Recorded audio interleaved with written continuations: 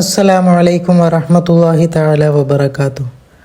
ഇന്ന് നമ്മൾ ചർച്ച ചെയ്യാൻ പോകുന്നത് 3-ാം ക്ലാസ്സിൻ്റെ തദ്രീബു തിലാവയിൽ നിന്നും പാദവാർഷിക പരീക്ഷയ്ക്ക് വരാൻ സാധ്യതയുള്ള ചോദ്യങ്ങളാണ്. ആദ്യം നമ്മൾ പഠിക്കുന്നത് ഹുറൂഫു ഷഫത്തൈനിയാണ്. അപ്പോൾ ആ ഷഫത്തൈനിയിലെ ആ 4 അക്ഷരങ്ങൾ നിർബന്ധമായിട്ടും നിങ്ങൾ പഠിച്ചു പോവുക. അതെന്തായാലും പരീക്ഷയ്ക്ക് ചോദിക്കാൻ സാധ്യതയുണ്ട്. അപ്പോൾ ഹുറൂഫു ഷഫത്തൈനി എന്ന് പറഞ്ഞാൽ 2 ചുണ്ടുകളിൽ നിന്നും പുറപ്പെടുന്ന അക്ഷരങ്ങളാണ് അല്ലേ.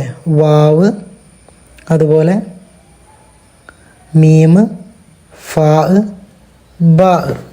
അപ്പം അത് നിർബന്ധമായിട്ടും പഠിക്കുക. അതുപോലെ തന്നെ ഹുറൂഫുൽ ജൗഫാണ്. ഹുറൂഫുൽ ജൗഫ് ഏതെല്ലാമാണ്? അലിഫ്, വാവ്, യാ. അപ്പോൾ അത് മദ്ദിയായിട്ടുള്ള അക്ഷരങ്ങളാണ് അല്ലേ. ഫതഹിന് നീട്ടാൻ അലിഫ്, ലമ്മിന് നീട്ടാൻ വാവ്, കസറിന് നീട്ടാൻ യാ. ഇതൊക്കെ നമ്മൾ പഠിച്ചിട്ടുണ്ട്. അപ്പോൾ ഇതെന്താണ്? ഹുറൂഫുൽ ജൗഫാണ്.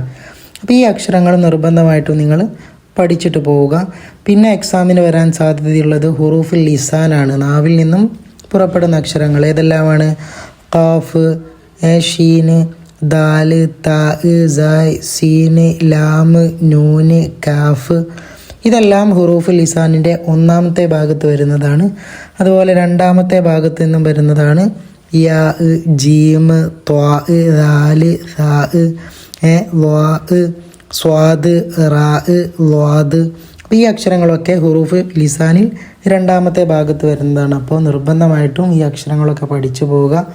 നല്ല രൂപത്തിൽ എഴുതുക. അല്ലാഹു തആല ഇൽമ് നാഫി ആക്കി തരുമാറാവട്ടെ. അസ്സലാമു അലൈക്കും വറഹ്മത്തുള്ളാഹി തആല വബറകാതുഹു.